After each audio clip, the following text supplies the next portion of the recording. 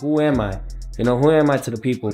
You know, I have a kid now, like I said before. Honestly, it's just that fatherhood time. You know, I haven't yet spent much more time with my son as I would want to. And he'll understand that as he gets older. If I can see, like, how can I change and how can I give my son more knowledge rather than luxury things, then I'm gonna do that.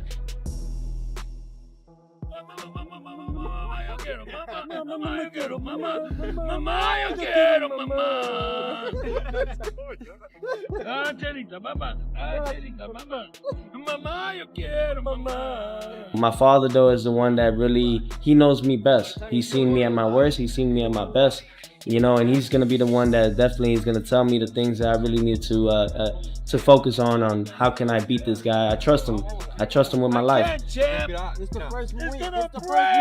The first minute hurts. Before the bell ever rings, this fight starts in the quiet moments, away from the lights, away from the crowd, where confidence is tested and routines are challenged. Two fighters, two distinct rhythms, each moving toward the same night from completely different paths. And I just want everyone to see that, you know, my father didn't become trainer of the year just by luck. You know, in 2020, you know, we beat the most decorated fighter pound for pound during that time, Vasily Lomachenko. That was from him. You know, he told me how the game plan had to go. And he'll push him and he'll freaking just try dogging him. But he's trained for that. He's trained to keep on doing that every round. So when he spars, I tell him, okay, you can box. Yeah. You can box, but what's gonna happen when you can't box no more? You get tired of it and you feel that guy's weight. Yeah.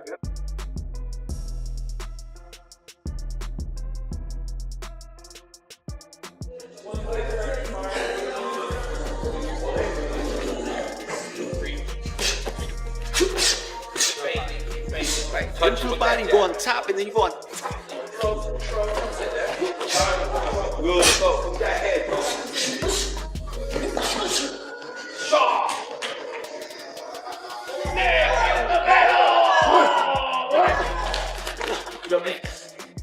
Concentrate.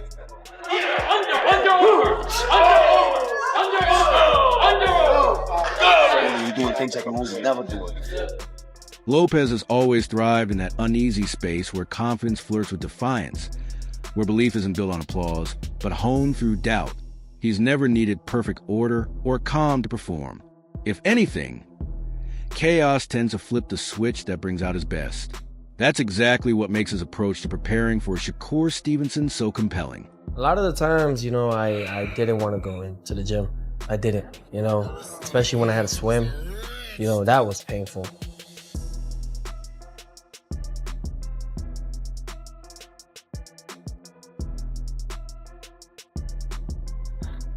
But it was the training, the work ethics that you have to put in between the miles of running and the depths of how you have to sacrifice your whole body in this. You know, a lot of people don't understand, even to this day, how much we have to really do, how much we beat up our body. So when he comes here, you go to the body. When he comes here, go to the body. Esta.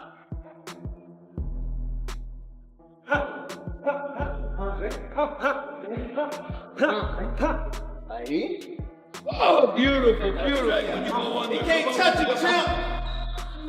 He can't touch it. This time, the noise hasn't shaken him. It has sharpened him. Behind the scenes, Teofimo Lopez has been honing the parts of his game that don't depend on pure adrenaline. Mastering distance, maintaining discipline between bursts of aggression, and imposing structure on moments he once relied on improvisation to navigate. You know who that is, right? You like really looking. My father put me in with the top guys, professional fighters at like 12, 13 years old. You know, and that was something that I really enjoyed the most because it was hard. I would cry, I would run away, I didn't like it. I would tell him like, you know, this is not for me, I want to quit. And he would just, nope, no, you could do this. My father would flip it around sometimes and say, okay, you want to quit, we'll quit. And literally, I would stop for maybe a day or two and bug him, be like, hey, I want to go back in the gym. So I believe we had this connection, obviously, since birth. The focus isn't only on raw power or explosive bursts. It's on patience, precision, and the understanding that against a fighter like Shakur Stevenson, mistakes are costly. You don't get unlimited opportunities. You can sense that this camp is rooted in accountability. Less performing for crowd, more testing himself. Every session seems designed to answer a single question. Can Teofimo Lopez stay sharp when the fight slows down? Camp, you gotta be serious and stuff. That's to get focused on the fight, but gotta make it a fun camp. So, right now, I'm gonna blow my dad's ear. About 13,000 years ago, it was a dominant power in the study of ancient America. But it was wrong. The old notion had been completely overturned. Fossilized human footprints have been found in the New Mexican desert. I don't feel good, bro. Why you do that to me, bro? And you film that shit too, man? You better erase that shit. He understands that Shakur Stevenson becomes most dangerous when opponents let frustration take over.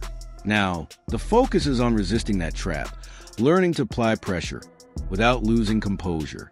This isn't the Teofimo Lopez who chases openings impulsively. This is a fighter aiming to command them, and that is when he becomes truly dangerous. It's important to take breaks in between camps, or even in camp. We're so focused at what's at task that we end up forgetting to have fun. We have a long week of training. Let's reward ourselves for that. On the other side of the ring is Shakur Stevenson, a fighter who has never needed chaos to find his edge. Discipline has always been his natural state. Today we're doing sparring breakfast. So we're gonna do a little mixed potato hash with some chicken, sausage, and some protein pancakes and some ancient grain sourdough. Ready. Ready's ready. Too many, too slow. You're too slow. Get out the way. It's all that matters. It's all that matters. If I'm Zach, I'm gonna keep walking to you, and then He got a catch, but only 3 rounds.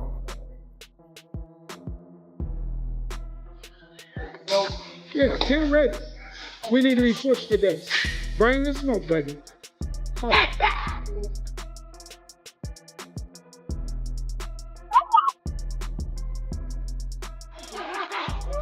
You doing it? Great. Yep, that's right. July 12th, demolishment. We're gonna demolish. Guys way too slow, force too sharp, too fast, too strong. For Teofimo Lopez, the edge comes from learning restraint. For Shakur Stevenson, it comes from removing the unnecessary. His training camp has been quiet, deliberate, and almost surgical, centered on repetition, precision, and making smart decisions under fatigue. This isn't about reinvention, it's about refinement. Every session reinforces the skills that already make him lethal. Controlling distance, maintaining balance, mastering timing, and staying mentally untouched no matter the chaos around him. There we go. Left 15, all the way down. Tweaking a day. Yeah, that's that prep. That's what you already been doing? Yeah. That got it. Let me say that. Good. That's good. I feel great. Sprints kind of be getting me right, get my conditioning right. Sometimes in a fight could turn into a sprint.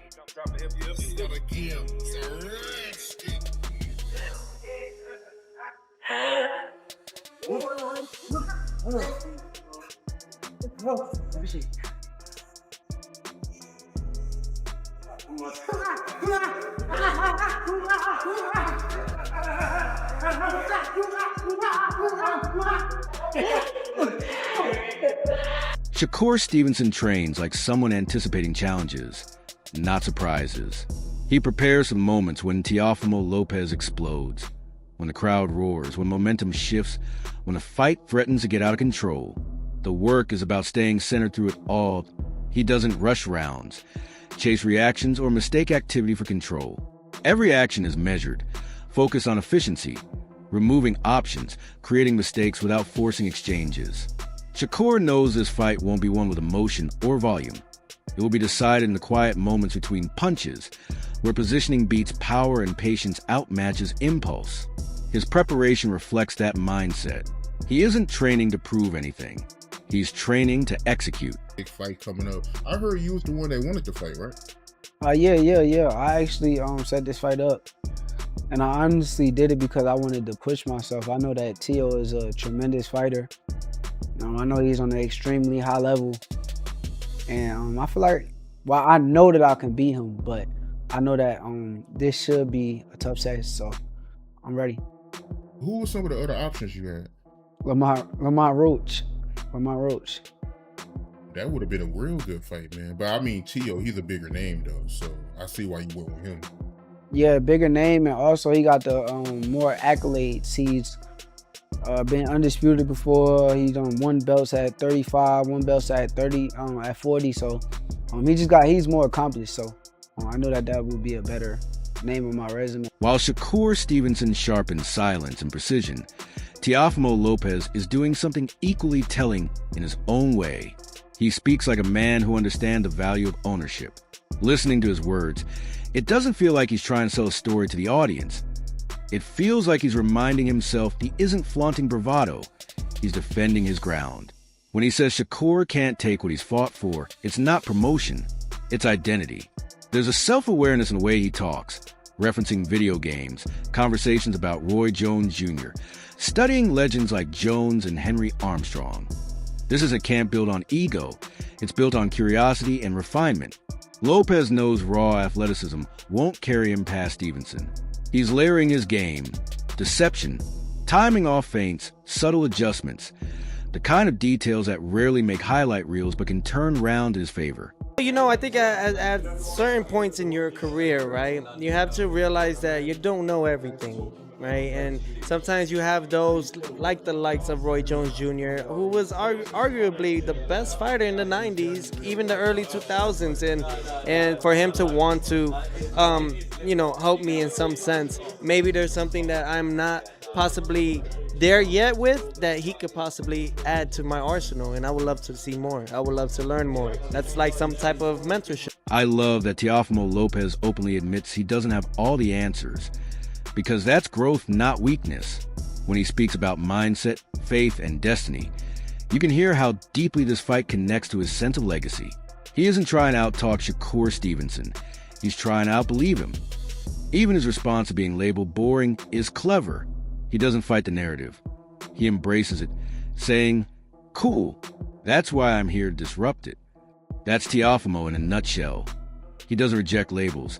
He challenges them head dash on, so while Shakur hones control in the quiet, Teofimo is sharpening conviction amid the noise, studying, adjusting, and convincing himself that when the bell rings, belief plus preparation equals opportunity.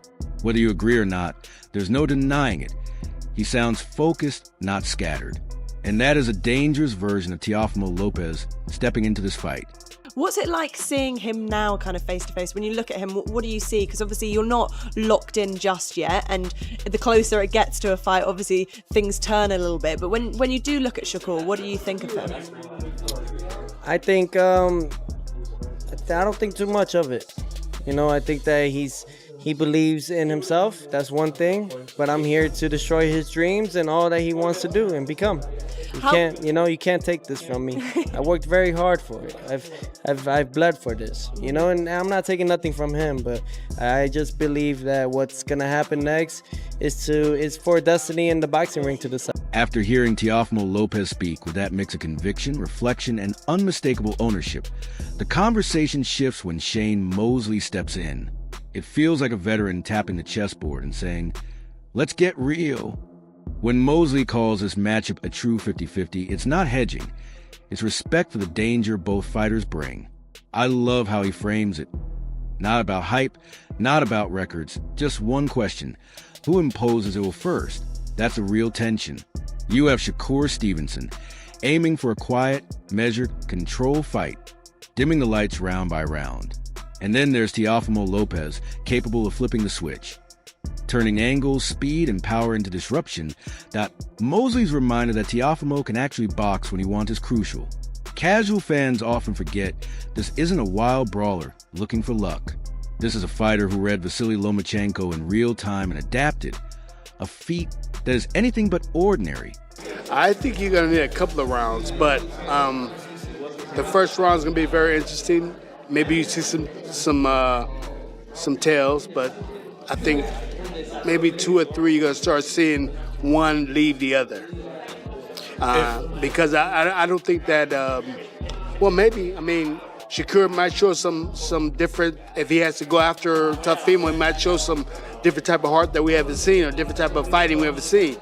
And vice versa, you know, whereas Teofimo's hitting him with different shots off the angle that is kind of giving, you know, Shakur Stevenson trouble. We'll see about that. To talk about the weight jump, that's veteran thinking. No panic, no assumptions, just curiosity. Let's see how that speed translates with the added size. I also love how Shane Mosley doesn't rush to crown anyone early. He frames the first couple rounds as reconnaissance. By round 2 or 3, though, somebody's fingerprint are going to be all over the fight. Either Shakur Stevenson quietly starts to separate himself with precise positioning and timing, or Teofimo Lopez begins landing those unconventional angle shots that make you question your whole strategy. The best part, Mosley shrugs off predictions, basically saying, "Nah, I'm just watching." And that's exactly how this fight feels. You don't study to prove you're smart. You study to understand how razor-thin the margins are. This isn't about who looks better on paper. It's about who forces the other fighter into a version of themselves they aren't comfortable with. And when a Hall of Famer tells you he's grabbing popcorn instead of a scorecard, that's your cue. Buckle up. This fight is going to reveal something real. I think people overlook of Teofimo is he can box when he wants to. Like, he's shown he has a slick style too when he wants to do that. When he wants to do that. So if you have a slick style and you got power and you got the speed too, and you're fighting at 140, so let's see. I don't know if Shakur Stevenson is going to get slower moving up in weight or not, where Teofimo can hit him. Maybe he was really fast at 130, 26-30, maybe 35, but 40, you put on a little bit more weight. I think that he holds the weight probably really, really good, but you just don't know. Right after Shane, Mosley breaks it down like a veteran who's seen every form of chaos a ring can offer. Wade Plemons steps in and shifts the perspective just enough to make you sit up. Suddenly, it's not just a clash of styles. It's a battle of timing, intent, and the sport finally delivering the matchup it's been waiting for. Listen to Wade. You can feel his excitement is real. This isn't about hype or viral moments. It's about a fight that matters. 2 elite athletes in their prime, not waiting 5 years, not hiding behind excuses, actually signing when it counts. This fight isn't about impressing casual fans. Shakur Stevenson is here to control space, timing, and ego. Teofimo Lopez isn't here just to survive. He's here to prove that his self-belief has substance, not just noise. And I love how Wade leans into the idea of delusion on both sides, because that's the unspoken truth. Great fighters must believe they're unbeatable, even when logic suggests otherwise. Shakur sees Teofimo as delusional. Teofimo sees Shakur as someone who hasn't met his reality yet. And that's exactly why this works. When 2 fighters step in thinking to the final answer, the ring doesn't lie. It clarifies. That Teofimo's delusional, Shakur has that same delusion. It's what propels both of them to the highest degree. Now, here was them facing off a couple of months ago, I think, at this point. And this is what I was talking about. Shakur is, in stature, the bigger guy, which is crazy because he fights at a lower weight. He is a bit more skinny, obviously, but now he's coming up to 140, and it feels like Teofimo Lopez can't go much bigger than 140. Like, I've heard him talk about going to 147. That would be the highest I would think Teo should go, but here's their face-off. Real quick, Izzy, you should be in the middle. I know I'm there. Yeah. There you go.